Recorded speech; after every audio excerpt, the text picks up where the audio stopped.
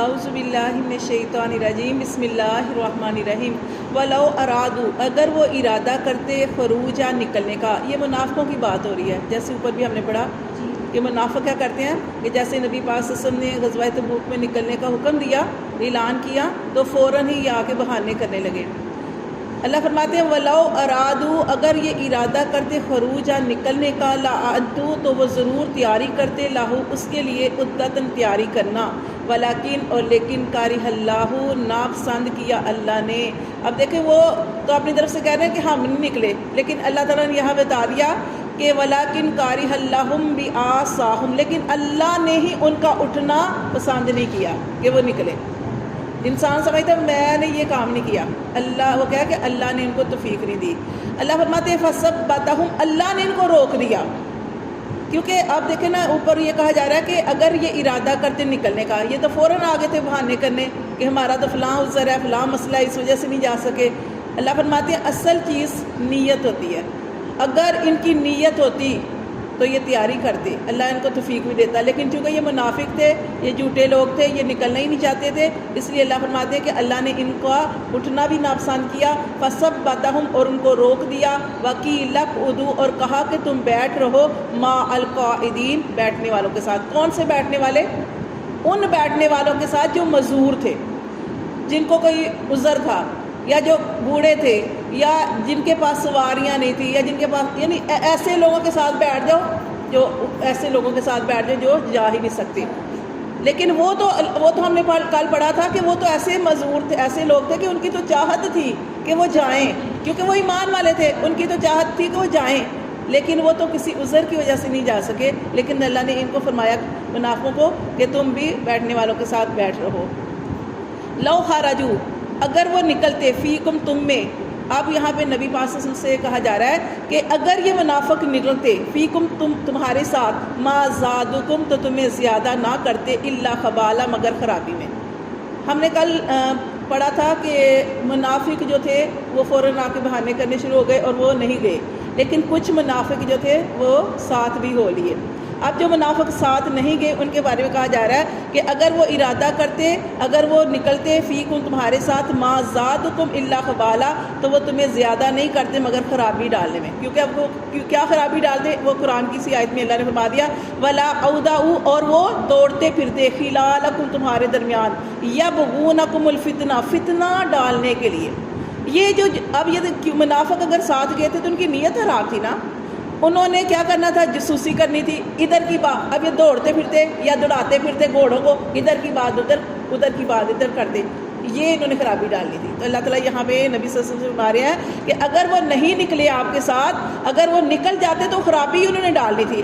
اللہ فرماتے ہیں ولا اودعوا اور انہوں نے جو دوڑتے پھرتے خلالکم تمہارے درمیان یبغونکم الفتنہ اگر وہ نکلتے تمہارے ساتھ تو انہوں نے کیا کرنا تھا؟ فتنہ ہی ڈالنا تھا. ادھر کی بات ادھر لگانی تھی، ادھر کی ادھر لگانی تھی. اللہ فرماتے ہیں وفیکم اور تم میں سماعون ان کے کچھ جاسوس ہیں لہم ان کے لیے. کل ہم نے پڑھا تھا نا کہ کچھ رہ گئے تھے منافق اور کچھ ساتھ گئے تھے. تو جو ساتھ گئے تھے وہ کون سے لوگ تھے؟ جاسوسی کرنے والے، ادھر کی بات ادھر کرنے والے. واللہ اللہ علیم اللہ خوب جانتا ہے بالظالمین ظالموں کو. پھر اللہ تعالیٰ فرماتے ہیں لقد ابتغوا والفتنۃ کہ اللہ تعالیٰ فرماتے ہیں البتہ تحقیق وہ تلاش انہوں نے کیا فتنہ من قبل اس سے پہلے. یہاں پہ اللہ تعالیٰ نے پچھلی آیت میں فرمایا کہ اگر وہ آپ کے ساتھ جاتے تو کیا کرتے؟ مزید خرابیاں ڈالتے، فتنہ ڈالتے. پھر اگلی آیت میں اللہ تعالیٰ نے فرمایا کہ تحقیق وہ فتنہ ڈال چکے اس سے پہلے. کب؟ یاد ہے آپ کو؟ غزوہ احد میں. غزوہ احد میں جب یہ لوگ گئے تھے تو 300 لوگوں کو بہکا کے عبداللہ بن ابی مقام شہود سے واپس لے آیا تھا کہ ہماری بات تو مانی نہیں گئی. اگر آپ کو ذہن میں واقعہ ہو تو وہ سارا تو وہ اللہ فرماتے ہیں تحقیق یہ فتنہ ڈال چکے اس سے پہلے. وَقَلَّبُوا اور انہوں نے الٹ پلٹ کیے لَقَلْ أَمُورَ تیرے لیے کام، کہ انہوں نے تیرے لیے کام کو الٹ پلٹ کیا. حتیٰ یہاں تک کہ جاء الحق آ گیا حق وظہر و اللہ تعالیٰ فرماتے ہیں اور ظاہرہ اور کیا ہوا؟ غالب آ گیا امر اللہ اللہ کا حکم وہم کارہون اور حالانکہ اس کو وہ ناپسند کرتے تھے. سمجھ آئیے بات کی. اللہ تعالیٰ فرماتے ہیں کہ یہ لوگ جو ہیں اس سے پہلے غزوہ احد میں فتنہ ڈال چکے کہ اس وقت مسلمان جب جو لڑائی کے لیے نکلے تھے غزوہ احد کے مقام پر جانا تھا انہوں نے، لیکن رستے میں ہی یہ 300 لوگوں کو بہکا کر یہ واپس جو تھا عبداللہ بن ابی لے آیا تھا. اللہ فرماتے ہیں وَقَلَّبُوا لَكَ الْأَمُورَ، اور انہوں نے آپ صلی اللہ علیہ وسلم کے لیے کام الٹ پلٹ کیے، یعنی بڑی تدبیریں کی، لیکن کیا ہوا؟ اللہ کی تدبیر سب پہ غالب ہے. اللہ فرماتے حتی جاء الحق، لیکن یہاں تک کہ حق آ گیا، وظہر امر اللہ، اور اللہ کا غلبہ ظاہر ہو گیا، وہم کارہون، اور حالانکہ یہ منافق جو تھے اس چیز کو ناپسند کرتے تھے. دیکھیے اگلی آیت میں کہا جا رہا ہے وَمِنْهُمْ، اور ان میں سے من یقولو، کوئی ایسا بھی ہے، من یقولو ذلی، جو کہتا ہے کہ اللہ کے رسول مجھے اجازت دیجئے، ولا تفتنی، اور مجھے فتنے میں نہ ڈالیں. تو یہ اس وقت کی بات ہے کہ جب نبی پاک صلی اللہ علیہ وسلم نے غزوہ تبوک کے لیے نکلنے کا کہا تو اس وقت یہ جو شخص تھا جس کا نام تھا جد بن قیس، اس سے بھی نبی پاک صلی اللہ علیہ وسلم نے فرمایا کہ تم بھی غزوے کے لیے نکلو. تو اس نے ایک بہانہ کر دیا. وہ بہانہ کیا ہے؟ اسی کا یہاں پہ ذکر آیا. اس نے کہا کہ اللہ کے رسول آپ جانتے ہیں کہ میں عورتیں دیکھتا ہوں تو میرا اپنے اوپر کنٹرول نہیں رہتا، حسین عورتیں دیکھتا ہوں، تو اللہ کے رسول وہاں پہ عورتیں بھی ہوں گی تو مجھے اس سے دور رکھیں، یہ میں فتنے میں نہ پڑ جاؤں. تو یہاں پہ اس چیز کی جو ہے بات کی جا رہی ہے کہ وَمِنْهُمْ مَن يَقُولُ ذَلِّ، اور ان میں سے کوئی ایسا بھی ہے کہ کہتا ہے کہ اللہ کے رسول مجھے اجازت دے دیجیے کہ میں نہ جاؤں، وہ اجازت مانگ رہا ہے. وَلَا تَفْتِنِّي، اور کیا کہہ رہا ہے کہ مجھے فتنے میں نہ ڈالیں، مجھے آزمائش میں نہ ڈالیں کہ میں وہاں پہ جاؤں گا تو کوئی غلط کام نہ کروں. اللہ فرماتے ہیں الا، سن رکھو، فی الفتنۃ، فتنے میں سقطوا، وہ گرے پڑے ہیں، فتنے میں گرے پڑے ہیں، وہ دنیا کے پیچھے لگے ہوئے ہیں اور اللہ کے حکم کو پیچھے ڈال رہے ہیں، فتنے میں تو وہ گرے پڑے ہیں. وَإِنَّ، اور بے شک جہنم لَمُحِيطَةٌ، البتہ جہنم جو ہے وہ گھیرے ہوئے ہے بالکافرین، کافروں کو، کہ آخرکار یہ برے کام کرنے والوں کو جہنم کی طرف ہی جانا ہے. پھر اللہ فرماتے ہیں ان تصیبکا، اگر تجھے پہنچے حسنۃ، کوئی بھی بلائی، تسوہم، ان کو بری لگتی ہے. یہ ساری جو آج آیات پڑھے منافقوں کے بارے میں ہے. کیا کہا جا رہا ہے کہ اگر ان کو کوئی، یعنی آپ صلی اللہ علیہ وسلم کو کوئی بلائی پہنچے تو ان کو بری لگتی ہے. وَإِن تُصِبْكَ، اگر پہنچے آپ صلی اللہ علیہ وسلم کو مصیبت، کوئی مصیبت، یقولو، تو وہ کہتے ہیں قد، تحقیق، اخذنا، ہم نے تو پکڑ لیا تھا، امرنا، اپنا کام، من قبل، اس سے پہلے.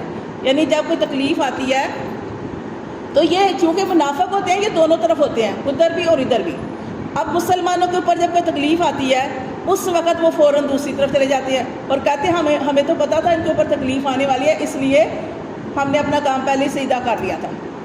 ٹھیک ہے، تو یہاں پہ یہی کہا جا رہا ہے کہ وہ کہہ رہے ہیں ان تصیبکا مصیبت، اگر پہنچے آپ صلی اللہ علیہ وسلم کو کوئی مصیبت، یقولو، وہ کہتے ہیں کا تحقیق اخذنا، ہم نے تو لے لیا تھا، پکڑ لیا تھا، امرانا، اپنا کام یا اپنا رستہ، من قبل، اس سے پہلے. وَيَتَوَلَّوْا، اور اللہ فرماتے ہیں وہ منہ پھیرتے ہیں، وَهُمْ فَارِحُونَ، اور وہ مسلمانوں سے منہ پھیرتے ہیں اور وہ خوشیاں بھی مناتے ہیں کہ مسلمانوں کے اوپر تکلیف آ گئی ہے، وہ اس پر خوش بھی ہوتے ہیں. پھر اگلی آیت میں اللہ تعالیٰ نے فرمایا قُل لَن يُصِيبَنَا، اے محمد صلی اللہ علیہ وسلم آپ کہہ لیجئے ہرگز ہمیں کوئی تکلیف نہیں پہنچے گی، الا، مگر، ما کتب اللہ لنا، مگر ہمیں وہی تکلیف پہنچے گی جو اللہ نے ہماری قسمت میں لکھ دی. ہم تقدیر کے بارے میں ہم نے پڑھی تھی نا حدیثیں، اس میں ہم نے پڑھا تھا کہ اللہ تعالیٰ نے ہر انسان کے پیدا ہونے سے 50,000 سال پہلے ہر انسان کی قسمت لکھ دی ہے. تو اس لیے دعا جو تکلیف آ جاتی ہے تو جب ہم دعا بھی مانگتے ہیں نا تو یہ بھی ہماری تقدیر میں لکھا ہوتا ہے کہ ہم دعا مانگیں گے یا صدقہ دیں گے یا اللہ کی طرف رو کے جو ہے نفل جو ہے حاجت کے وہ پڑھیں گے تو ہماری تکلیف اسی طرح کٹے گی اور انسان اللہ کے قریب ہی آ جاتا ہے. لیکن بعض دفعہ انسان ساری چیزیں کرتا ہے لیکن پھر بھی تکلیف انسان کے اوپر آ جاتی ہے تو وہ کیا سوچنا چاہیے؟ یہ سوچنا چاہیے کہ یہ اللہ نے ہماری تقدیر میں لکھی ہوئی تھی، اس لیے یہ ہمیں آنی ہی آنی تھی. اور جب تکلیفیں آتی ہیں تو انسان نکھر جاتا ہے. اللہ معاف کرے، تکلیفوں سے پناہ مانگنی چاہیے، تکلیفوں سے پناہ مانگنی چاہیے. نبی پاک صلی اللہ علیہ وسلم نے فرمایا کہ ربنا آتنا فی الدنیا حسنہ وفی الآخرۃ حسنۃ وقنا عذاب النار، یعنی اللہ ہمیں عافیت دے، ہمیں تکلیفیں نہیں مانگنی. لیکن کیا ہے کہ جب تکلیف آ جاتی ہے تو وہ اللہ کی طرف سے اس کو قبول کرنا چاہیے اور اس اللہ کی رضا میں راضی رہنا چاہیے اور یہ کہنا چاہیے کہ اللہ ضرور اس کے اندر سے کوئی رستہ نکالیں گے. اور پھر بہت کچھ آپ کو سیکھنے کے لیے ملتا ہے. جب مشکل وقت آتا ہے نا آپ دیکھتے ہیں کہ آپ کو بہت سارے لوگوں کی چیزیں سمجھ آنی شروع ہو جاتی ہیں. کچھ لوگ جو آپ کو لگتا ہے کہ آپ کے بہت قریب تھے وہ آپ سے دور چلے جاتے ہیں. یہ ساری چیزیں آزمائشوں کے اندر آپ کو ساری چیزوں کی سمجھ آتی ہے. تو اللہ تعالیٰ فرماتے ہیں کہ انسان کے اوپر جب اس طرح کے حالات آ جائیں تو انسان کو کیا کہنا چاہیے؟ قُل لَن يُصِيبَنَا، ہرگز ہمیں نہیں پہنچے گی کوئی بھی تکلیف، الا مگر وہی ہمیں پہنچے گی ما كتب اللہ لنا، جو اللہ نے ہمارے مقدر میں لکھ دی تھی. ہوا مولانا، وہ ہمارا رب ہے، وہ ہمارے ساتھ برا نہیں کر سکتا، وہ ہمارا رب ہے. ہمارا رب ہمیں مشکلوں سے گزار کر، اگر مشکلیں آ رہی ہیں مشکلوں سے گزار کر اللہ تبارک و تعالیٰ ضرور ہمیں کچھ سکھانا چاہتا ہے اور کچھ ضرور اللہ تعالیٰ ہمیں عطا کرنا چاہتا ہے، کیونکہ اللہ تعالیٰ مکمل طور پر سارے راستے بند نہیں کرتے.